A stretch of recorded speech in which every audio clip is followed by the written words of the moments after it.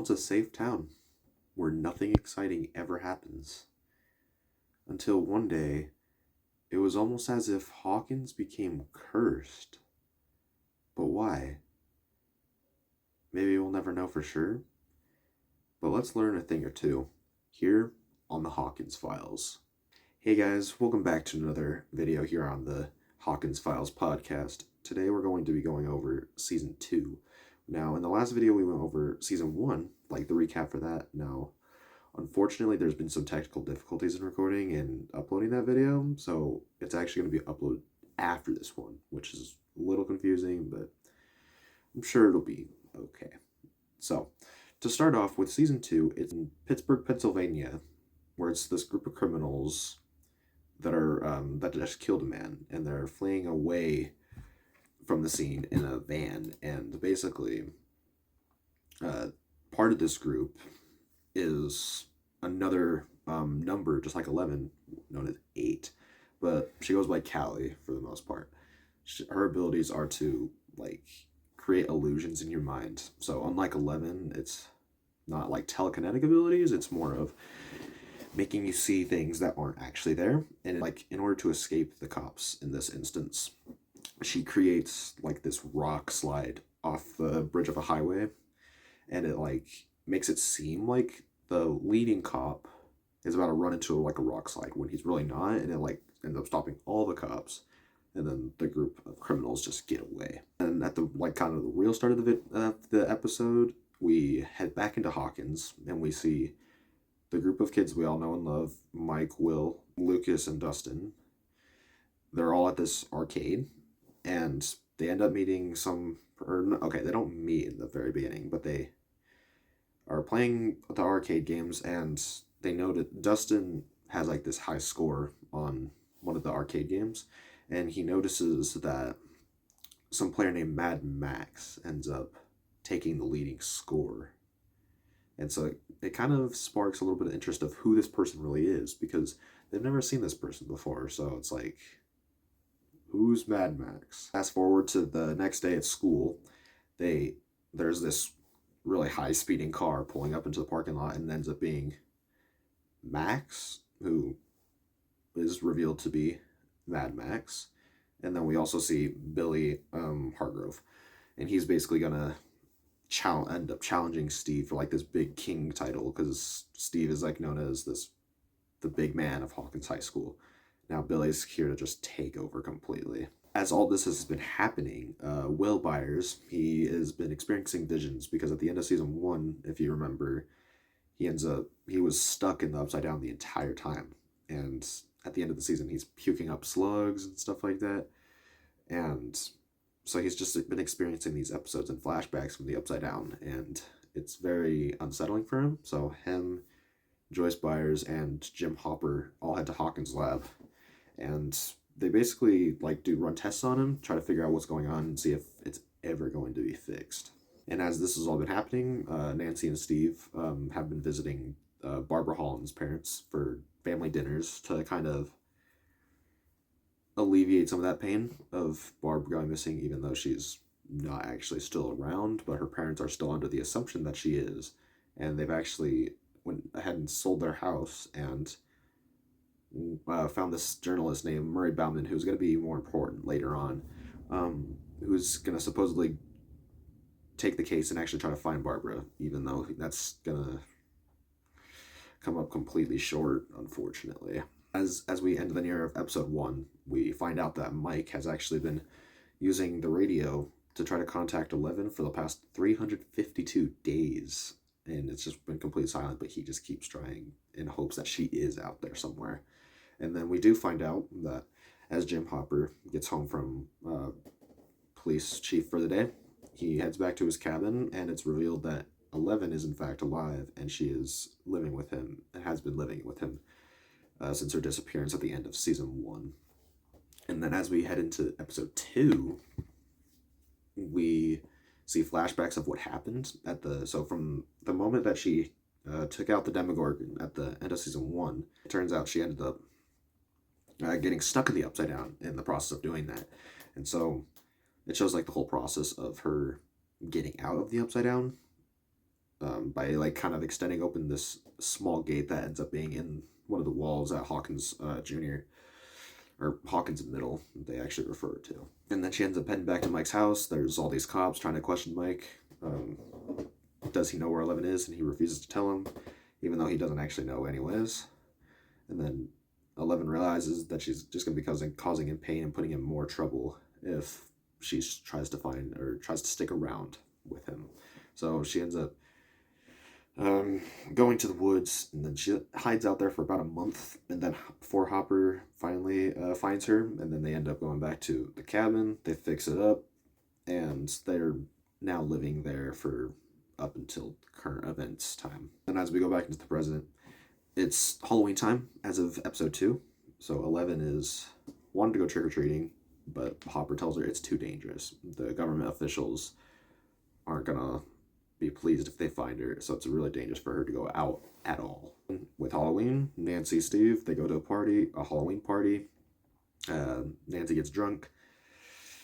A little fiasco happens, and Nancy reveals that she doesn't actually love Steve, and kind of creates this big old plot anchor for the rest of the season. And it's revealed at the start of this season that Joyce Byers is now seeing a guy from her class, Bob Newby, who's works at Radio Shack, and then he ends up giving off this VCR to Will to record like his adventure trick-or-treating on Halloween. Now, unfortunately, in the midst of this, Will ends up having another episode, and he ends up seeing this big old creature in the sky, and it's like revealed to be the big bad of the season. I mean, not like officially yet as of this episode, but it will be revealed to be the big bad. And after Mike ends up finding him, takes him back to his house, has a little conversation with him, and then Will ends up leaving, and then Mike tries to contact 11 again.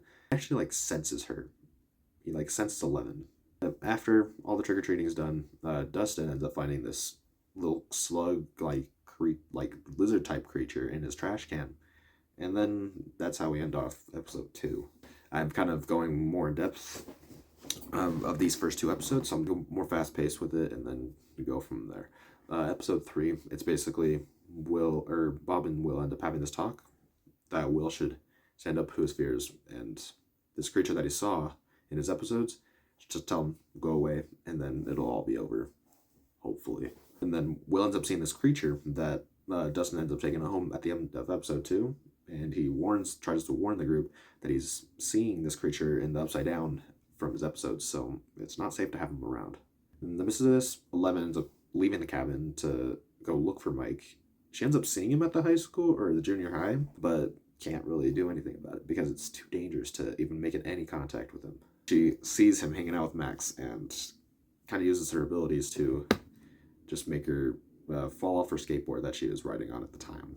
Joyce ends up taking the VCR that Will used on Halloween, and she ends up drawing an outline for the shadow monster is what it's called at first, a video he took, and that's what she assumed is he's seeing in these visions, which is correct. So Joyce ends up heading to the middle school to go look for Will, and what do you know, by the end of the episode, he's in yet another one of his episodes. We go into episode 4, and it's revealed that now this monster is taken hold of Will, and it's very scary for everyone, and Will starts acting strange, and he's no longer the same kid that he used to be. So drawing out these drawings of like these vines that he's seeing in his visions, and just it doesn't make sense at first, but then Hopper sees these images and he can actually recognize an area, so he ends up leaving, and he doesn't say anything, but he just leaves and doesn't come back after that. So Nancy and Jonathan make this effort to go see Barb's parents to finally tell her the truth,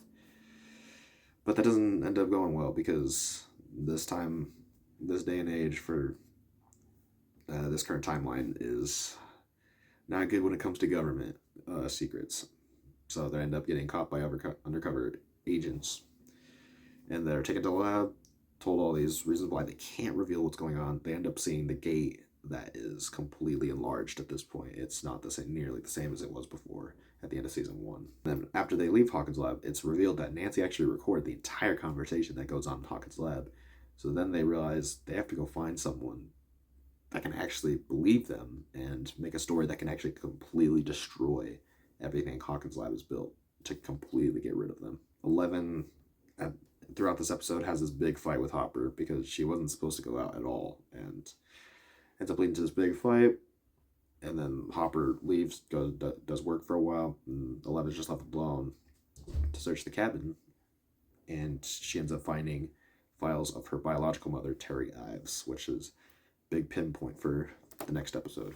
Mike gets a little bit worried about Will because he's been stuck in his house for the past couple days, so he goes to go check on him, while Lucas and Dustin go search for the creature that ended up disappearing after Will had his next episode out in that field.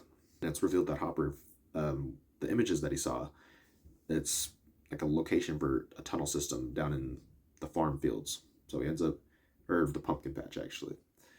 And so he digs this hole, and then he goes into the tunnels, and it's this big, massive tunnel that he wasn't expecting at all. And then so he goes searching through that for a little while, and then he ends up getting trapped, and then he's completely unconscious for a bit of time until Will can actually see a vision of Hopper, and he can see he's in danger, so he needs to go save him. He can't exactly figure out the location, and then Bob happens to come around, and he comes and helps them figure out the location. It's later revealed that this creature that Dustin had originally found ended up eating his cat, so it causes this big old problem. So he ends up trying to trap him in the basement, keeps him locked there for a while, and then go from there. In the midst of this, Nancy and Jonathan end up finding Murray Bauman, the journalist from earlier, and tells him everything. And he has a hard time believing it, but he does believing it. But he doesn't need to believe it. He needs everyone else to believe it. So they end up suggesting watering down the story, because just telling him straight out, that's not going to work at all. That's just not. It's too much. Lucas, he attempts to tell Max about everything. She doesn't believe him at first, but then she sees how worried he really gets about actually mentioning 11. And then she starts to believe him, because now it's like, why are you getting so worried about the mention of one name? So Dustin goes over to Mike's house, try to get help for the creature that's locked in his basement. He can't find him, but he ends up finding Steve. So he uses Steve for help, and then when they go back to his basement, there's this dugout tunnel out of his basement into the woods, and they can't find him again after that, or at least till later in the season. We see that 11 went to Terry Ives' house, and it's revealed that Terry Ives is actually in this like blank state because when she originally tried to get 11 back from Hawkins' lab, her Dr. Martin Brenner, he didn't approve of that, so they completely turned her brain to mush, and she's now stuck in this state to never be able to do anything. 11 kind of searches through her mind, and she ends up finding Callie, the same person from before, and it's revealed to be her sister.